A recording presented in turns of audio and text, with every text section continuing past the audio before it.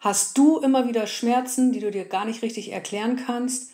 Fühlt sich dein Alltag vielleicht auch viel anstrengender an als früher, obwohl sich eigentlich gar nichts geändert hat? Und kommen dazu dann noch zig andere kleine Beschwerden, die einfach nicht verschwinden wollen und der Arzt sagt, das ist alles psychisch? So einfach ist das aber in der Regel nicht. Es kann viele Gründe dafür geben und auf einen speziellen möchte ich heute in diesem Video eingehen. Was ich dir schon mal sagen kann, viele Menschen erleben das genauso wie du und du bist damit also nicht allein. Und oft werden bei diesen Menschen die Symptome schleichend immer schlechter und es dauert oft Jahre, bis sie endlich herausfinden, was eigentlich los ist. Ich weiß, wovon ich spreche, denn ich habe das selbst genauso erlebt. Und wenn du möchtest, schreib gern mal in die Kommentare, wie es dir gerade geht. Heute möchte ich von einer möglichen Ursache für chronische Schmerzen und Erschöpfungszustände sprechen, nämlich Fibromyalgie. Aber bevor ich darauf genauer eingehe, ist mir noch wichtig zu sagen, dass du unbedingt schulmedizinisch abklären solltest, was der Grund für deine Beschwerden sein könnte. Denn nichts wäre schlimmer, als wenn du eine Erkrankung hast, die behandelbar wäre, die aber unbehandelt bleibt. Ja, was genau ist Fibromyalgie? Schauen wir uns das jetzt mal genauer an. Das ist eine Erkrankung, die zu weit verbreiteten Schmerzen, tiefer Erschöpfung und vielen weiteren Symptomen führen kann. Auch wenn im Blutbild oder in anderen Untersuchungen alles unauffällig aussieht. Ich blende hier jetzt gleich mal eine Übersicht mit möglichen Symptomen bei Fibromyalgie ein.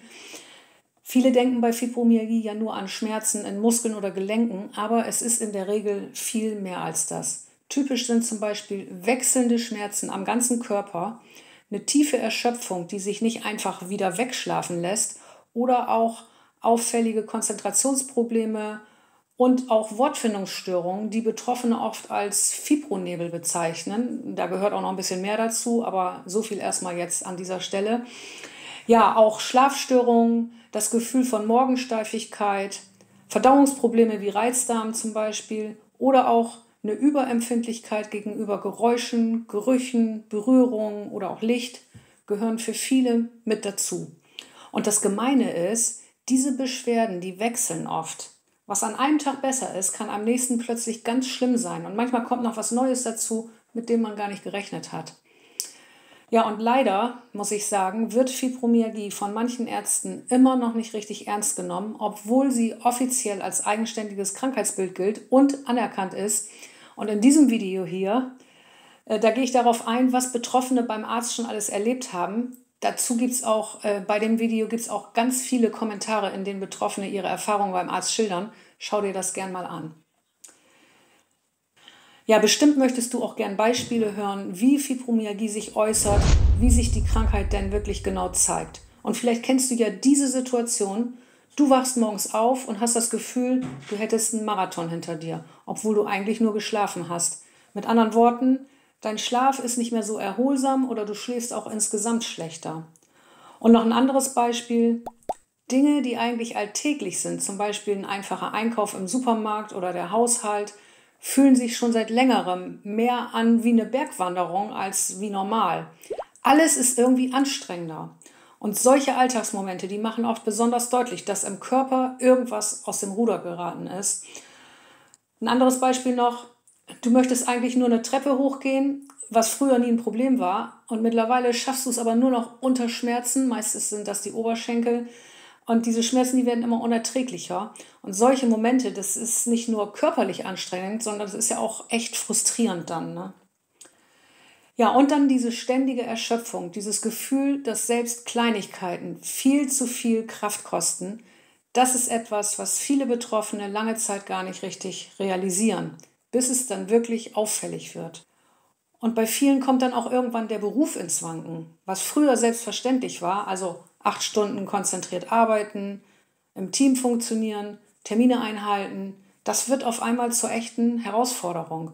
Und nicht selten ist es dann so, dass man sich immer wieder krank melden muss, Aufgaben nicht mehr schafft, Pausen braucht, die andere dann eben auch gar nicht nachvollziehen können. Und gerade dann ist es natürlich besonders schwer, sich nicht selbst in Frage zu stellen. Das ist ja, man kämpft ja damit, mit dieser Situation. Und wenn du dich dann in deinem Umfeld darüber austauschst, hast du vielleicht auch schon Sätze gehört wie, das hat doch jeder mal, oder du siehst doch gesund aus, oder auch dieser gut gemeinte Ratschlag, vielleicht hilft dir mehr Bewegung oder anderes Essen.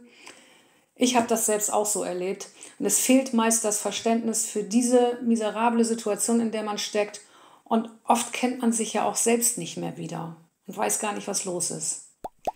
Und was für viele besonders belastend ist, der Körper wird ja auch immer unberechenbarer. Man kann sich gar nicht mehr auf sich selbst verlassen sozusagen. Vielleicht kennst du das auch. Du hast dir was vorgenommen, einen Spaziergang, ein Treffen mit Freunden oder den Wocheneinkauf eigentlich nur, aber dein Körper, der macht plötzlich nicht mehr mit und es geht einfach nicht. Du kannst es nicht machen. Auch das ist etwas, was viele mit Fibromyalgie erleben, dass der Körper immer häufiger streikt und dass selbst kleine Dinge plötzlich zu einer echten Herausforderung werden. Und man versteht es gar nicht, man kennt sich selbst gar nicht wieder. An einem Tag klappt alles noch ganz gut und am nächsten geht gar nichts mehr.